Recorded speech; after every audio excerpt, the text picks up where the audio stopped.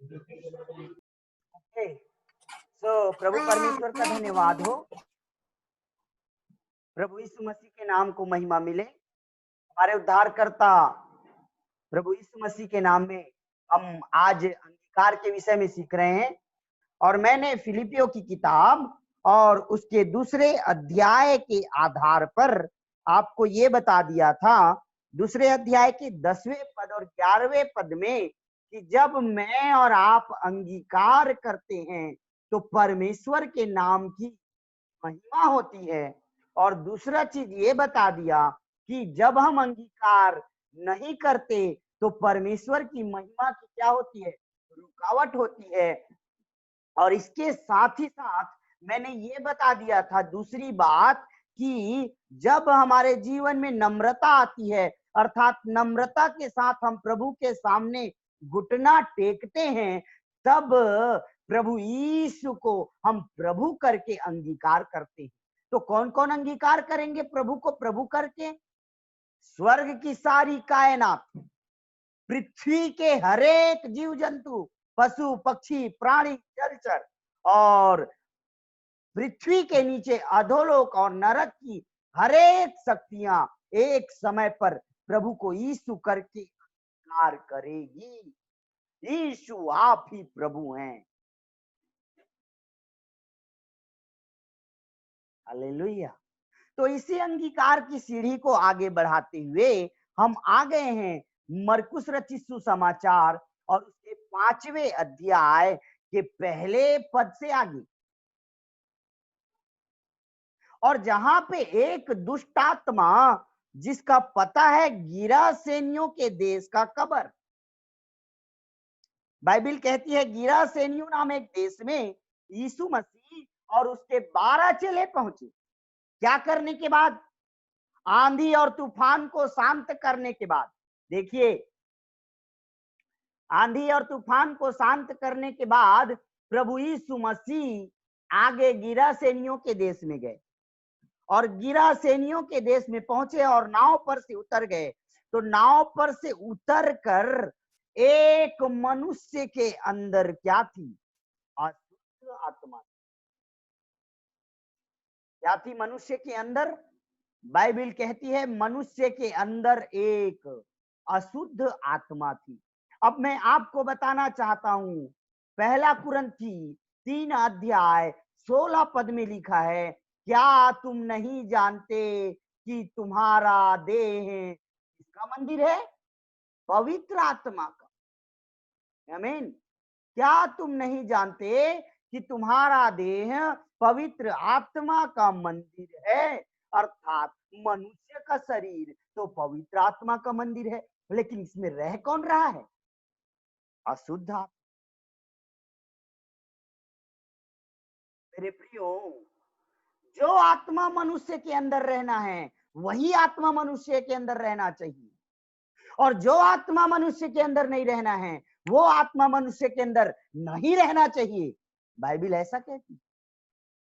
लेकिन मैं और आप क्या करते हैं? मैं और आप अशुद्ध आत्मा को, जो हमारे जीवन में रहना नहीं चाहिए, उसको हम रहने के लिए जगह देते हैं। और जो अशुद्ध आत्मा हमारे जीवन में नहीं रहना है उसको रहने के लिए जगह देते हैं। और ध्यान दीजिए, जो पवित्र आत्मा हमारे अंदर रहना है उसको हम रहने के लिए जगह नहीं देते।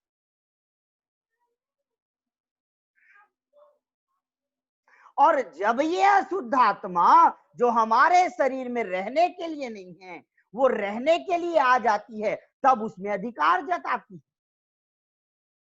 क्या जताती है? अधिकार। और जब वो अधिकार जताती है तो मारती है, कूटती है, भेजा गरम करती है, कभी ठंडा कर देती है, कभी ऊपर ले जाती है, कभी नीचे ले जाती है, तो कभी इधर ले जाती है, तो कभी बांधती है, तो कभी पटकती है। यही तो हो रहा था। गिरासेनियों के देश में एक मनुष्य था जिसके अंदर अशुद्ध आत्मा थी। इसके जीवन में यही तो हो रहा था। क्या हो रहा था इसके जीवन में? बाइबिल कहती है इसके जीवन में एक अशुद्ध आत्मा घुस आया और इनकी संख्या कितनी थी मेरे प्रियो?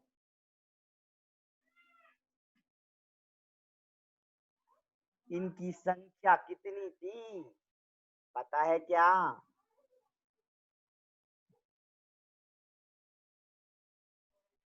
पता है क्या इनकी संख्या कितनी थी?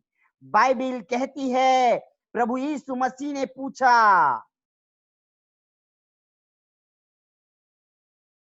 क्या बोला यीशु मसीह ने? 8वां पद, मरकुस 5:8। उसने उससे पूछा तेरा नाम क्या है? उसने कहा मेरा नाम सेना है। और यूनानी भाषा में लिखा है उसका नाम लिगियोन है। उस दुष्ट आत्मा का नाम यूनानी भाषा में लिखा है लिगियोन है। बोलिए लिगियोन है। तो यीशु मसीह के पूछने पर उसने अंगीकार किया मेरा नाम सेना है। आत्मा ने क्या बताया प्रभु यीशु मसीह को? अपना नाम। मेरा नाम सेना है और हम बहुत हैं। और उसने उनसे विनती की हमें इस देश से बाहर ना भेजें। हमें इस देश से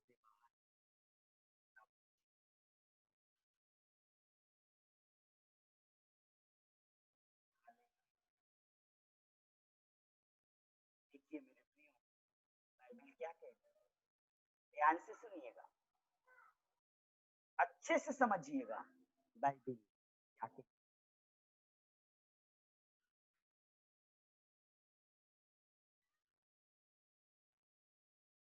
तो मैं अब कुछ बातें अंगीकार के विषय में अब आपको बताना चाहूंगा।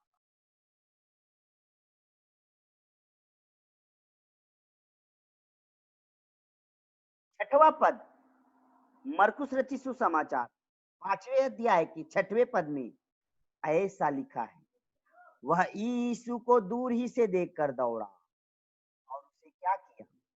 प्रणाम किया। प्रणाम।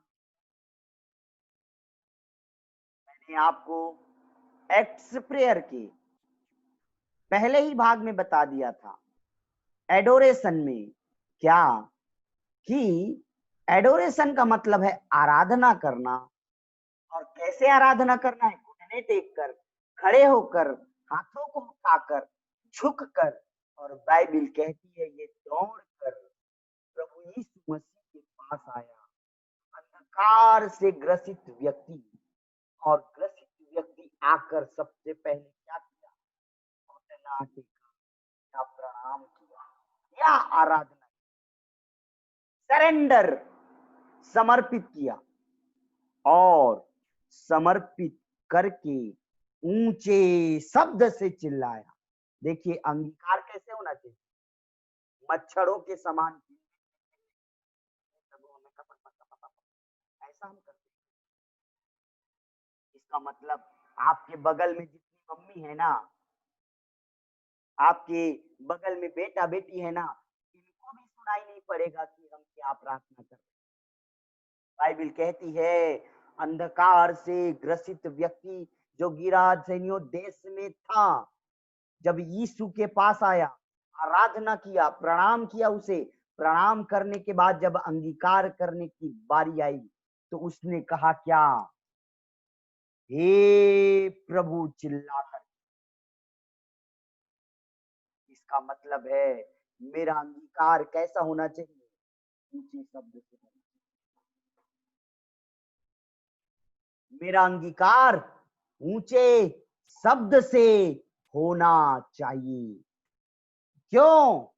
क्योंकि मैं किसी मनुष्य के सामने अंगीकार नहीं कर रहा हूं। मैं स्वर्ग का बनाने वाला परमेश्वर, इस पृथ्वी का स्वामी, मेरे उद्धारकर्ता और मेरे एकमात्र प्रभु, राजाओं के राजा, प्रभुओं के प्रभु के सामने अंगीकार कर रहा हूं क्या? कि हे परमेश्वर, तू परम प्रधान परमेश्वर का पुत्र है। और मेरा अंगीकार ऊंचे आवाज से होना चाहिए। कैसे होना चाहिए? ऊंचे आवाज से होना चाहिए, ऊंचे आवाज से होना चाहिए। इसलिए कभी भी आप अंगीकार कर रहे हैं तो आपकी आवाज परमेश्वर के सामने ऊंचे शब्द से होना चाहिए। इसका मतलब आप क्या बोल रहे हैं आपको समझ में आना चाहिए, और सुनने वाला परमेश्वर भी अच्छी रीति से, स्पष्ट रीति से आपके शब्द को सुनना। क्लियर कॉन्फेशन अर्थात स्पष्ट अंगीकार।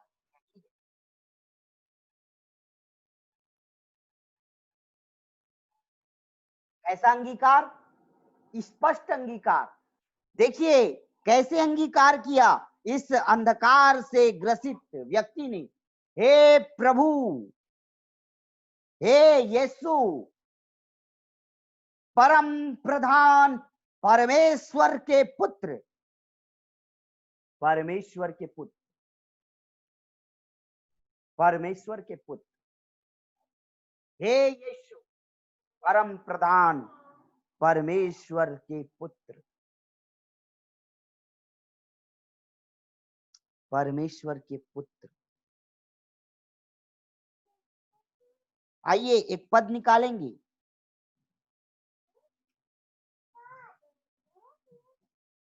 आइए बाइबल से एक पद निकालेंगे हम।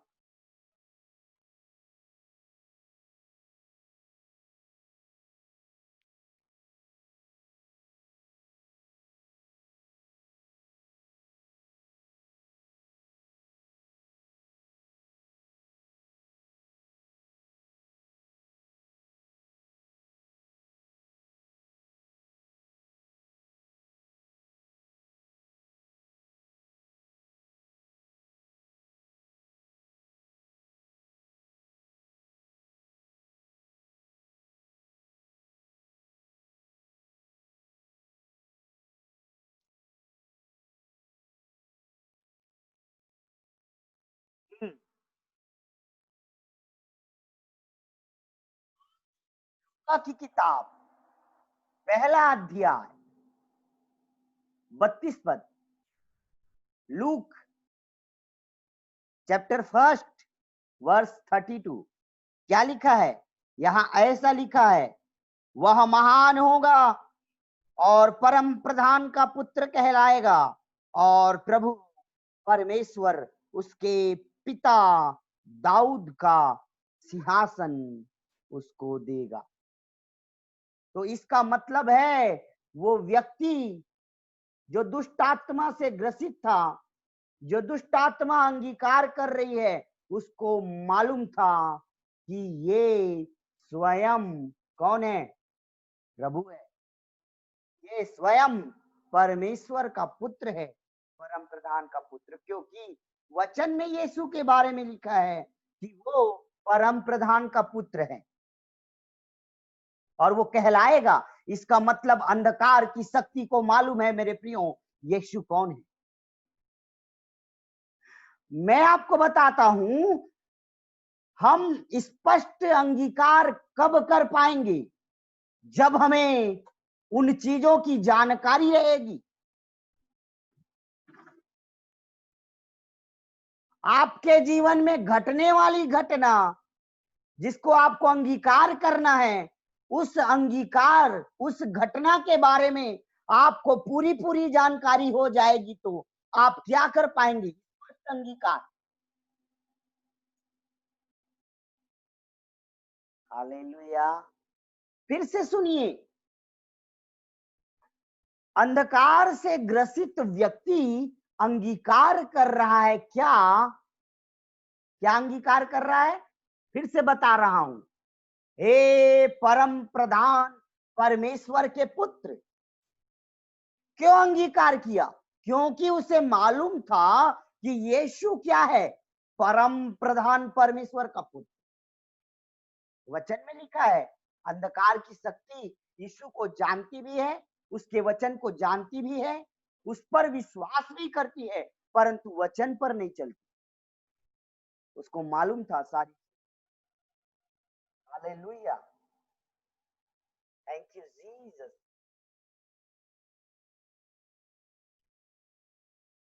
बोलो यीशु प्रभु की जय। ध्यान दीजिए, मैं क्या बता रहा हूं। अंधकार की ताकत ये जान रही थी कि यीशु परमेश्वर का पुत्र है। तब इन बातों को जानने के बाद उसने क्या किया?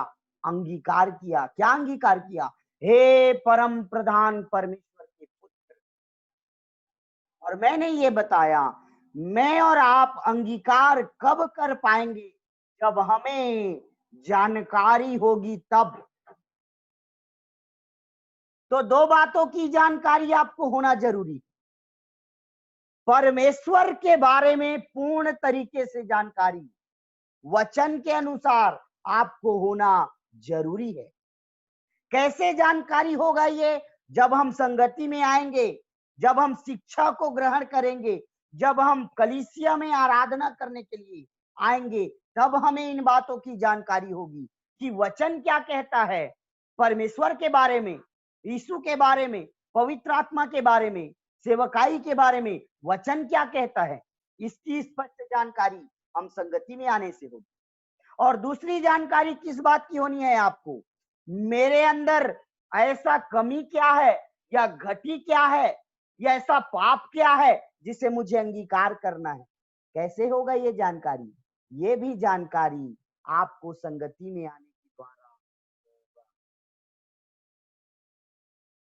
परमेश्वर आपके मन की आंखों को खोले ताकि आप सब ये भली भांति जान लें कि परमेश्वर की मनसा क्या है और आपको किस तरह से अंगीकार करना है। इन बातों को हम आगे देखेंगे। परमेश्वर अपने वचन के द्वारा आप सबों को आशीष